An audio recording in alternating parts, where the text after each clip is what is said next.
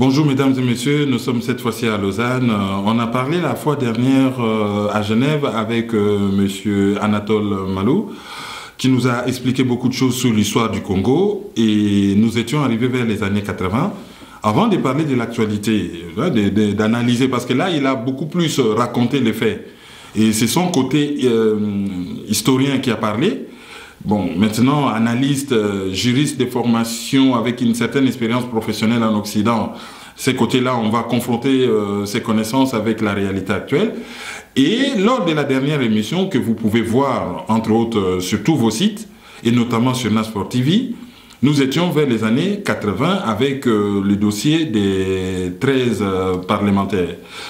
Alors, les 13 parlementaires qui se sont révoltés contre l'MPR, le Mouvement populaire de la Révolution, ont connu beaucoup de péripéties malheureuses. Et vous, à cette époque, vous étiez à l'étranger. Donc, il devait y avoir collusion parce que vous êtes un opposant de longue date. Et ils se sont révoltés contre Mobutu. Et parmi ces parlementaires, on a parler d'Etienne Tshisekedi parce qu'à posteriori, c'est lui qui est resté et c'est lui qui est devenu, entre guillemets, la star du mouvement. Mais au commencement, émergeait-il parmi les 13 parlementaires où il était au même niveau, au même diapason que les autres? À mon avis, mais ça, ce sont des analyses qu'il faut approfondir à partir de toute une série d'éléments. À mon avis, il a émergé dans ce groupe de parlementaires par tempérament personnel. Je crois que dans leurs déclarations, dans leurs fameuses lettres, maintenant on le sait, historiquement, il y a tel et tel qui l'ont rédigé, tel et tel qui l'ont vraiment porté en fonction de leur propre tempérament politique, parce qu'il y avait des personnes aussi différentes de tempérament que Tshisekedi, et un homme comme Ngalula, qui lui est un politicien parmi les politiciens les plus habiles du Congo. Il y avait un homme comme Ngalula. Il ne se réfugiait pas derrière l'étiquette intellectuelle en tant que telle. Pendant que dans le groupe des 13 parlementaires, il y avait des gens qui revendiquaient la qualité d'universitaire et des choses comme ça. Mais finalement, c'est une question d'audace personnelle, de tempérament, qui a fait que Tshisekedi, à un moment donné, a pris le dessus. Et puis, il faut dire que c'est dans tout ce groupe, celui qui était allé assez loin avec le régime de Mobutu, puisqu'il était au départ quand même une personnalité de l'entourage de Mobutu très connue. Il en a connu toutes les turpitudes. Donc sa parole pouvait peser beaucoup plus parce qu'il était beaucoup plus connu du public comme étant un des éléments fondateurs du Mobutisme. Nous reviendrons sur Tshisekedi largement dans question d'actualité, mais pendant cette période, il y a un groupe qui s'est vissé, entre guillemets, au pays, c'était les groupes de Binza. Qu'en savez-vous? Le groupe de Binza, ça c'est une affaire qui date de beaucoup plus longtemps. Depuis les années 60, on savait, et d'ailleurs même quand on parle de la période des années 80 avec tout cela, on ne peut pas analyser ce phénomène sans se référer au rapport de force sur le plan international. C'est très très important. Ce qui a pu être fait par les 13 parlementaires, c'est quelque chose qui a aussi reçu des encouragements dans une certaine communauté internationale. Et le groupe de Binza était un groupe par lequel certaines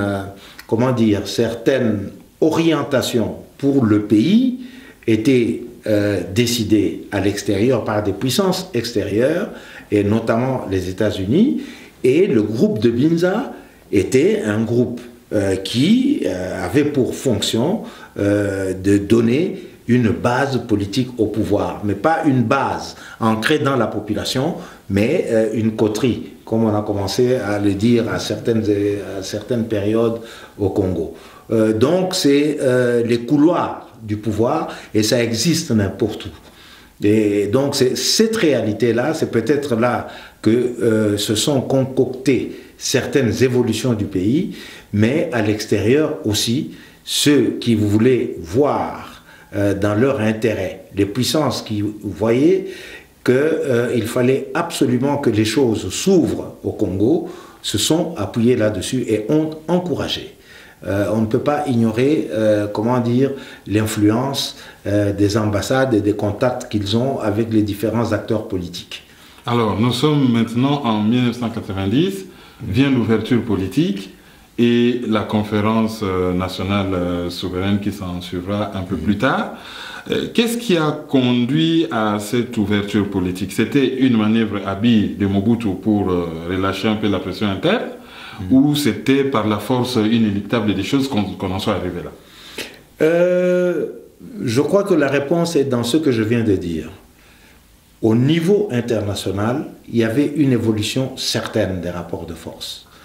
Le camp socialiste, le camp communiste, comme on disait, était en train de se fissurer gravement. Les États-Unis eux-mêmes étaient empêtrés, comment dire, dans des guerres, dans différentes guerres, etc. Et on était dans une espèce de chaos international. Et les relais sur le plan local, dans des républiques et républiquettes africaines qui n'ont de république que le nom, tous ces gens-là servaient des intérêts étrangers. Et on les maintenait au pouvoir pour éviter un certain nombre de soulèvements populaires, etc. Mais à un moment donné, les soulèvements populaires, c'est comme un fleuve qui commence à déborder. À un moment donné, on ne peut pas arrêter ça. Et toutes ces forces étrangères ont quand même des espèces de baromètres pour savoir ce qui se passe dans les populations. Le niveau de misère qui s'accentue malgré l'augmentation des richesses de ceux qui ont le pouvoir. Donc le niveau de corruption, tout cela, etc. Ça commençait à avoir des échos au sein de la population. Et pour devancer des soulèvements populaires, il a fallu relâcher la pression. Et la pression a été mise sur Mobutu pour qu'il ouvre le jeu politique. Alors, on en arrive à la conférence nationale souveraine. Oui. Si c'était à reprendre, qu'est-ce qu'il faut rectifier de ces forums?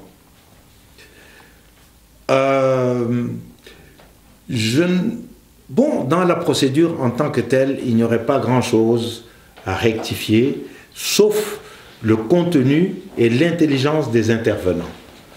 Je crois que les gens sont allés à la conférence nationale sans toujours saisir la portée de l'événement, en disant que c'est eux qui devaient être les premiers acteurs et qu'ils pouvaient mettre dehors tous ceux qui avaient empêché ce pays d'évoluer. Ils pouvaient faire place nette. Mais malheureusement, il y a cette excroissance de nos indépendances qui s'appelle la classe politique. La classe politique qui gesticule beaucoup, mais ils gesticulent entre eux, mais ils ne regardent plus tellement le peuple. Le peuple devient un alibi.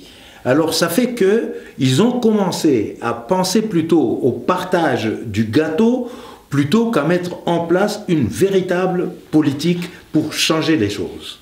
Donc c'était des compromis entre différentes forces politiques et les compromis sont devenus des compromissions. Il y a des gens qui changeaient de camp parce que ça payait plus d'un côté que de l'autre, et ainsi de suite. Je crois que la classe politique elle-même a été surprise par la combativité du peuple congolais à la base. Mais au lieu d'analyser cette combativité et de la saisir pour, cette fois-ci, resservir au peuple, de nouvelles institutions, répondre à ses attentes, eh bien, ils ont commencé à se comporter comme un gâteau et à se partager le pouvoir en tant que tel. Et je crois que si quelque chose devait être refait en ce moment, il faudrait miser sur l'intelligence, et pas seulement l'intelligence politique, mais le niveau de conscience des acteurs. Et pour cela, la société civile, ce qu'on appelle la société civile, chez nous, c'est de manière abusive. C'est un parti politique qu'on appelle société civile. C'est devenu un parti politique. Avec un secrétaire général, la totale. C'est un parti politique qui s'appelle société civile. La société civile, au départ, c'est dans la communauté des citoyens, différentes organisations. Et au sein de ces différentes organisations, j'insiste beaucoup là-dessus, parce que par la suite, beaucoup de militants politiques qui croient au développement du pays ont raisonné dans des cercles de réflexion. Notamment, nous avons toujours pensé que la société civile peut être un acteur déterminant pour faire pièce aux, comme ils s'appellent maintenant eux-mêmes, aux opérateurs politiques. En faisant quoi? C'est-à-dire dans toutes les structures de la société, introduire les éléments de conscience nationale. Et ça, quand on développe ça, lorsque, par exemple, il y a une association de médecins, ben, c'est des médecins, ils peuvent dire, nous sommes des techniciens, nous soignons les malades, nous ne nous occupons pas de politique. C'est une fausse orientation. Ils doivent se dire, en tant que médecin, je soigne, je dois être indifférent aux causes de la maladie? Non. S'il n'y a pas de politique de santé sanitaire.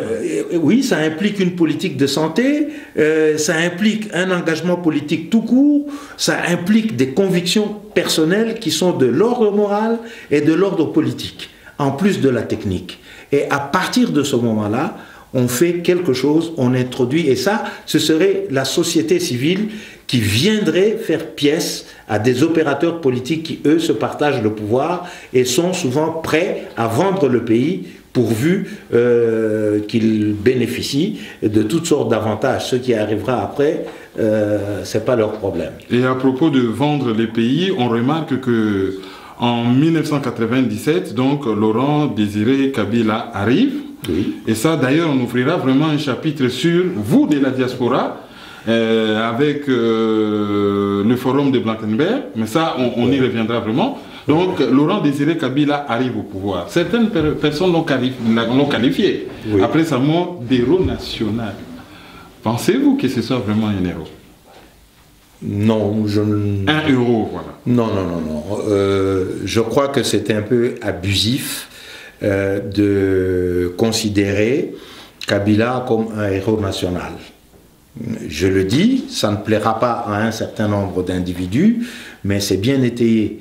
Je vous ai dit dans les entretiens que nous avons eus avant que en tant que jeunes, lorsque nous étions dans des organisations qui avaient une option politique déterminée, notamment dans le cadre du mouvement étudiant, nous avions, comment dire, une très forte sympathie, voire des relais, des passerelles avec les mouvements révolutionnaires dans lesquels étaient engagés des gens comme Laurent Désiré Kabila. Mais ces mouvements, à un moment donné, que ce soit Moulélé dans le Kouilou, que ce soit tous ceux qui étaient à Kisangani, genre Gizenga, les Beignets et tous ces gens-là, à un moment donné, ils ont été dépassés par ce qu'était le vrai destin du Congo. À l'époque, il y avait l'opportunité de jouer sur les antagonismes entre l'Occident et les pays communistes, etc. Mais ceux qui optaient, par exemple, pour les pays communistes, ceux qu'on disait nationalistes, étaient manipulés aussi par les pouvoirs de l'Est. Et c'était devenu un jeu entre puissances étrangères dans lesquelles les Congolais eux-mêmes, en commençant par les dirigeants nationalistes, étaient des marionnettes, ou parfois tout simplement ils étaient inconscients. Il suffit de se référer à ce qui s'est passé. Laurent Désiré, héros national, eh bien, au moment où le Congo avait des troupes militantes, comment dire, des partisans qui ont mené des guerres de libération nationale. Le peuple congolais a beaucoup lutté. Maintenant, il y a beaucoup de gens qui disent « Ah, les Congolais, les Congolais ont lutté ». Ce n'est pas le peuple congolais qui a manqué de combativité. Mais à un moment donné, après avoir remporté toutes ces victoires, hein, quand ils étaient repliés à l'est, dans le Kwilu, etc., bien, Che Guevara débarque au Congo pour dire, après une certaine analyse, on va se focaliser là. Hein, c'est à l'époque où nous, étant plus jeunes, le slogan des Cubains, des autres, était de dire il faut créer 1, 2, 3, 4 Vietnam pour déstabiliser l'impérialisme qui était en train de faire du mal à nos pays. Nous y croyons. Et Che Guevara, pour respecter cette philosophie-là, est venu se battre au Congo. Se battre au Congo. C'était le terrain favori de la lutte anti-impérialiste à l'époque. Qu'est-il advenu? Kabila n'a pas du tout accepté cela. Il a tout fait pour se débarrasser le plus vite possible de Che Guevara. Et quand vous lisez les mémoires de Che Guevara aujourd'hui, ou les interviews des gens qui ont été avec le Che, dans ce combat-là, on comprend beaucoup de choses. On pouvait comprendre dès ce moment-là que Kabila et beaucoup d'autres que nous avons connus étaient devenus, dans le meilleur des cas, tout simplement des gens qui avaient développé un certain nombre d'affaires personnelles. Et la révolution dont il parlait était devenue tout simplement, comment dire, un fonds de commerce. Alors, à son assassinat en 2001, oui. Et la question, je la pose à l'intellectuel que vous êtes. Oui. Donc, on l'assassine, oui. Des gens se retrouvent autour d'une table, et on fait porter au pouvoir quelqu'un qui n'a aucune expérience politique et qui avait 29 ans à l'époque. Qu'est-ce qui a pu se passer?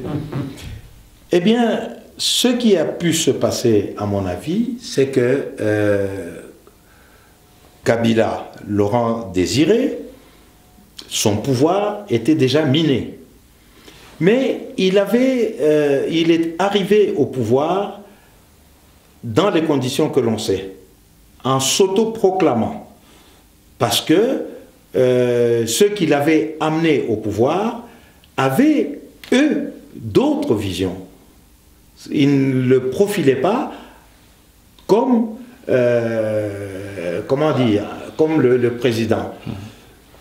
Il était trop intelligent politiquement pour ne pas comprendre ça. Il s'est empressé de s'autoproclamer et il a pris de vitesse ceux qui s'apprêtaient à faire autre chose. Et cela, on ne le lui pardonnera pas. Alors, il a essayé, en même temps, quand il se souvenait qu'il venait du nationalisme, alors il essayait de se dire, et tous ceux qui l'ont connu de près savent très bien qu'il croyait être toujours le plus malin, hein, qu'il pouvait faire des tours de passe-passe, etc. Malheureusement, la politique, parfois, c'est pas seulement des tours de passe-passe. Parfois, on se retrouve être pris dans ses propres choses trappes. Hein. Alors, lui, il se disait, il m'amène au pouvoir, bon, je donne ceci, je donne cela, je fais semblant de ceci, et puis après, je m'en débarrasse. Non pas pour faire quelque chose de purement congolais, mais il avait des réminiscences de nationalisme. Mais il tournait déjà dictateur. Hein, parce que le nombre de gens, et nous en connaissons, qui ont été éliminés, lorsque même étudiants, ils avaient rejoint le camp de Kabila dans la guérilla, il y en a qui ont été éliminés physiquement. Vous pensez à Ngandou Kassese? Ngandou Kassese, c'est beaucoup plus tard. Mais même avant ça, je connais un ou deux camarades qui étaient avec nous à Bruxelles qui ont rejoint Kabila à un moment donné.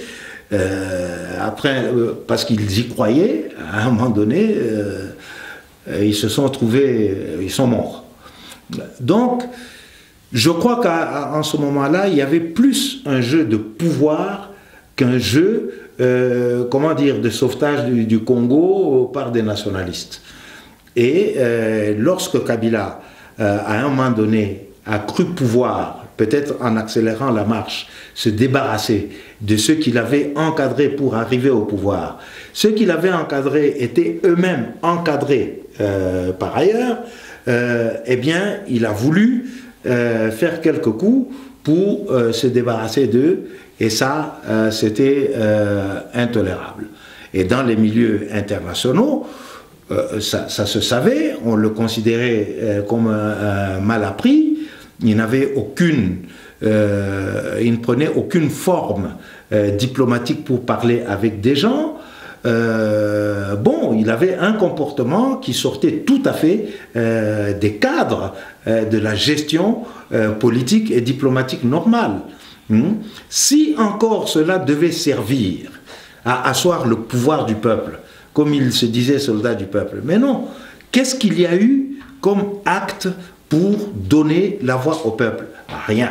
Ce qui fait que le jour où il a été assassiné, ceux-là même qui avaient intérêt à l'assassiner se sont organisés pour prendre les mesures nécessaires et continuer à régner sur ce pays. Et que pensez-vous de l'actuel président Joseph Kabila? Il y a déjà une grande controverse, surtout au niveau de la diaspora, sur sa nationalité. Oui. Vous êtes une mine d'informations parce qu'on a beaucoup discuté, même hors antenne. Mais on n'a pas parlé de cette question. Qu'est-ce que vous en savez, vous? Ce que je pense de... Ce que vous pensez et ce que vous en savez déjà de la controverse qu'il y a par rapport à sa nationalité. Bon, en ce qui concerne sa nationalité, il faut considérer tout simplement toutes les publications qui ont été faites. Hein, je pense aux 3 conférenciers d'hier qui ont dit il faut regarder les faits. Ce qui a été publié, des enquêtes qui ont été faites, qui sont publiées dans des livres connus, même par des gens qui soutiennent qu'il est le fils biologique du président de Laurent Désiré, même ceux qui soutiennent ça, dans leurs écrits qu'ils avaient écrits avant peut-être qu'on leur tape sur les doigts, eh bien on peut tout simplement se poser des questions sur certaines choses qui apparaissent.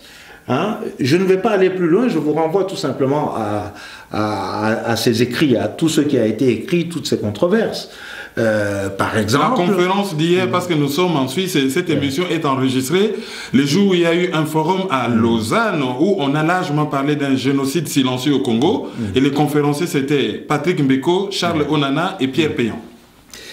Oui, mais donc en ce qui concerne sa nationalité, pour revenir à cette question, je dis elle est controversée. Elle est controversée et les documents publics n'établissent pas clairement qu'il est le fils biologique en tant que tel.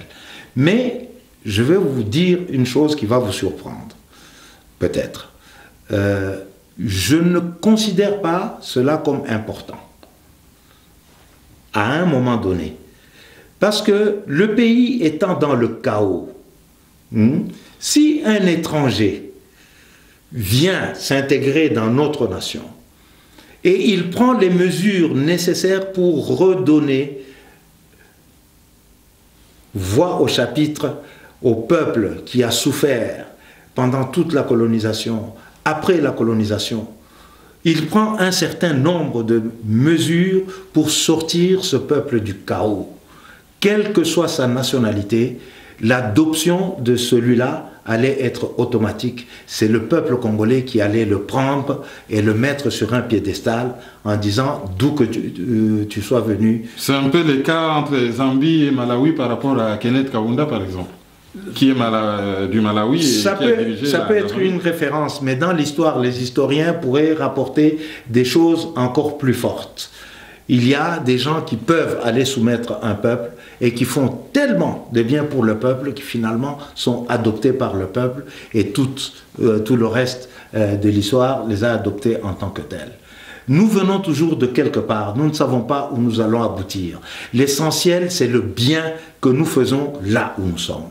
Donc je pense profondément, personnellement, que notre président actuel n'avait aucun bagage pour diriger le pays en tant que tel.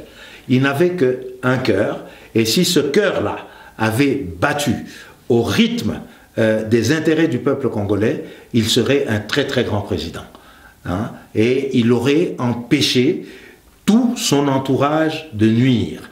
Et malheureusement, son entourage est fait de Congolais félons, mais il est fait aussi de beaucoup d'étrangers qui ont, eux, intérêt tout simplement à exploiter le pays. Et lui, il est là, voilà. Il n'a pas fait ce qu'il faut pour le pays, parce que s'il faut faire le bilan de ce qui se passe depuis l'arrivée de Joseph Désiré Kabila, et puis la suite, nous avons déjà perdu des pans entiers de notre pays, sur le plan économique, sur le plan politique, sur le plan géographique et tout ça. Et le travail qu'il y a à faire est un travail de titan. Et il y en a pour des décennies. Mais bon, je crois que notre président actuel n'était pas armé pour diriger un pays comme celui-là. Mais si après tant d'années au pouvoir, il n'arrive pas à retrouver l'intérêt du Congo, ça nous pose un problème.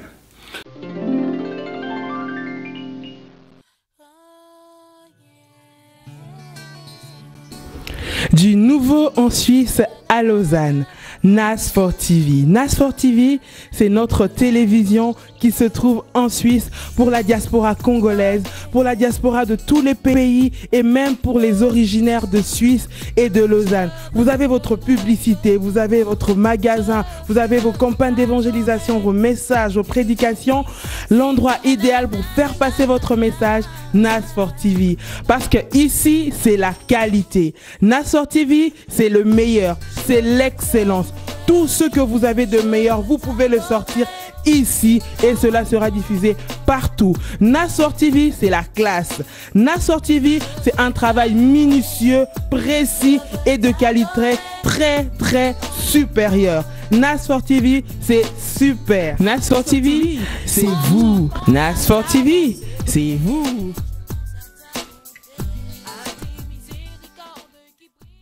Alors là, maintenant, on va passer aux questions d'actualité parce que nous sommes vraiment aujourd'hui. Il y a un débat ici en Europe sur qui est le père de la résistance congolaise. On parle beaucoup de M. Ngwanda. Mais moi, je sais qu'il y a eu un forum des Congolais de l'étranger, la FCE, qui s'est tenu à Blankenberg. Bon, j'ai eu M. Bafoua qui nous a donné sa version de l'histoire. On nous a expliqué des choses par rapport à ce forum. Je sais que vous êtes un des acteurs de ces forums. C'était quoi? Veuillez nous donner votre version à vous par rapport à ces forums-là. Mon Dieu, j'espère que je ne vais pas me laisser me faire lapider une fois de plus. Je l'espère.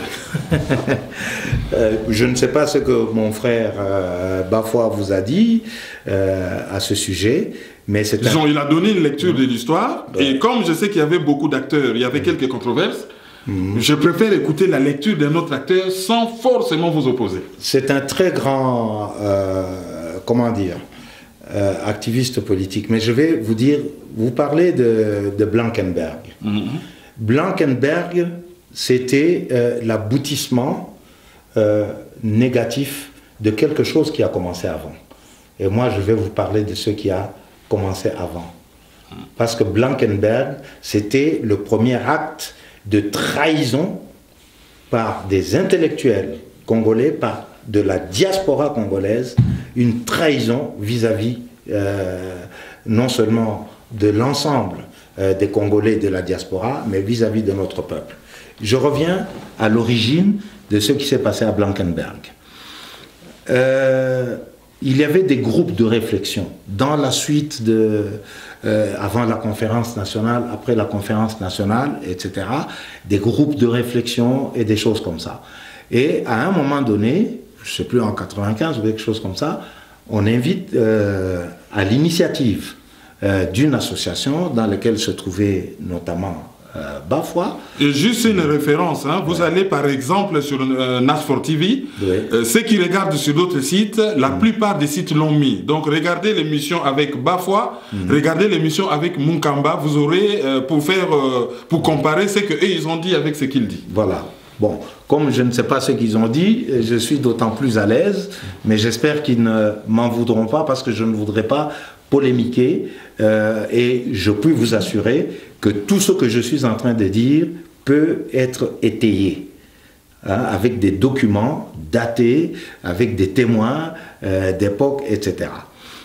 Mais je pense qu'ils sont assez honnêtes pour avoir rappelé tout ça. Donc avant d'arriver à Blankenberg, qu'est-ce qui se passe?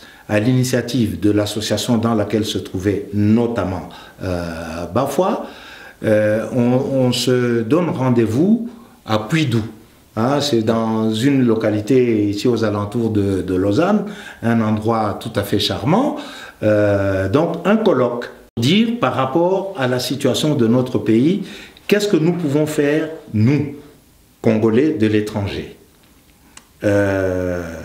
Eh bien, il faut que nous élaborions une espèce de cahier, pas de revendication, mais de recommandation que nous allons adresser au Parlement, je crois que c'était le Parlement de la Transition, ou quelque chose comme ça, aux autorités de l'époque. Nous sommes en 95, je crois.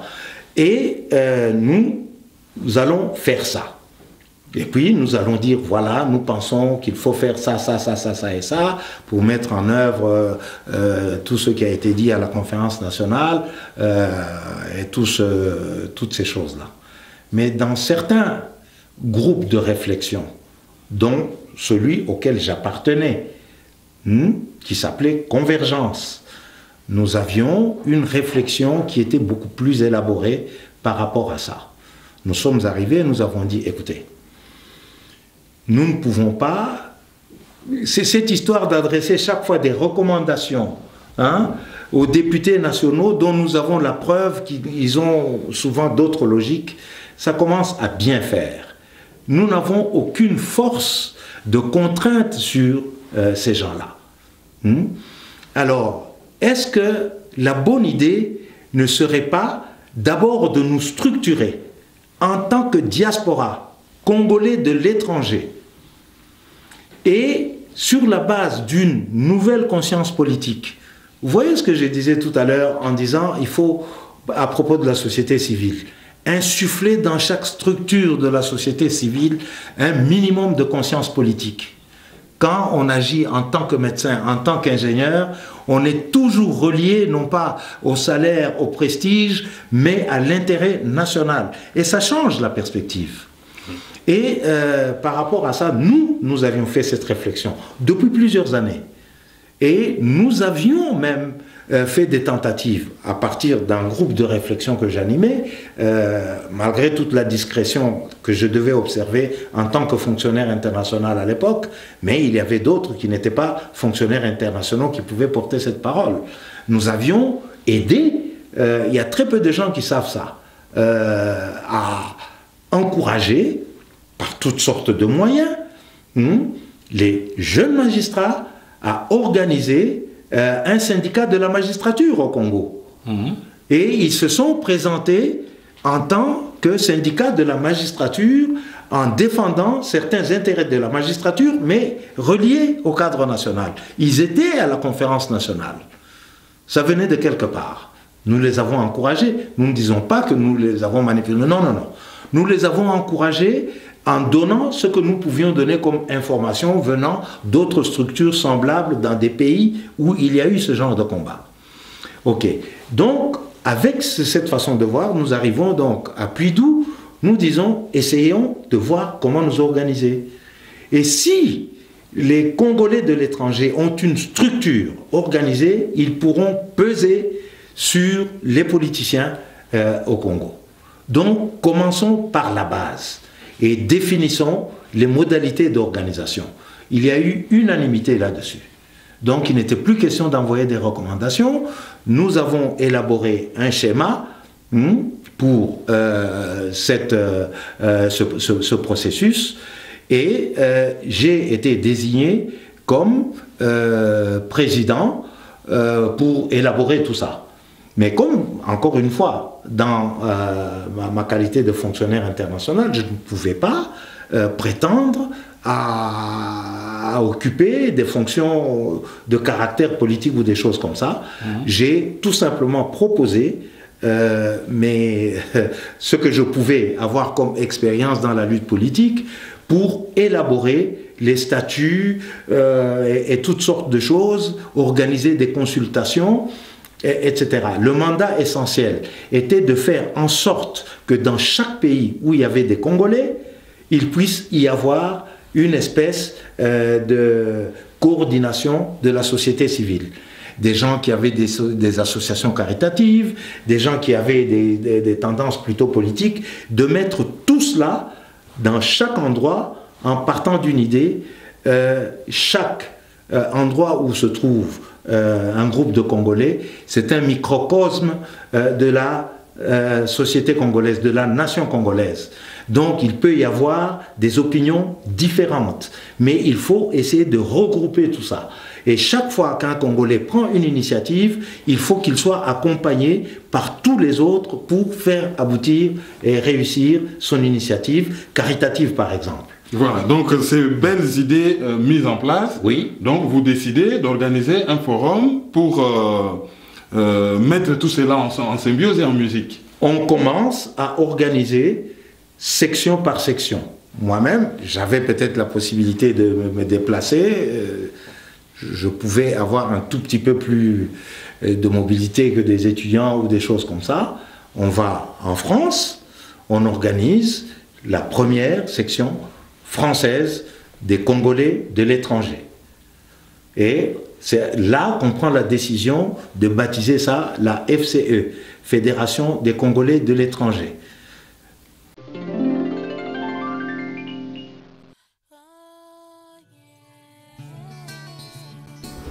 Du nouveau en Suisse à Lausanne, NAS4 TV. NAS4 TV, c'est notre télévision qui se trouve en Suisse pour la diaspora congolaise, pour la diaspora de tous les pays et même pour les originaires de Suisse et de Lausanne. Vous avez votre publicité, vous avez votre magasin, vous avez vos campagnes d'évangélisation, vos messages, vos prédications.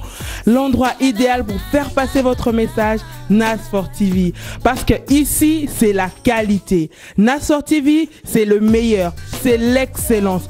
Tout ce que vous avez de meilleur, vous pouvez le sortir ici et cela sera diffusé partout. NAS4 TV, c'est la classe.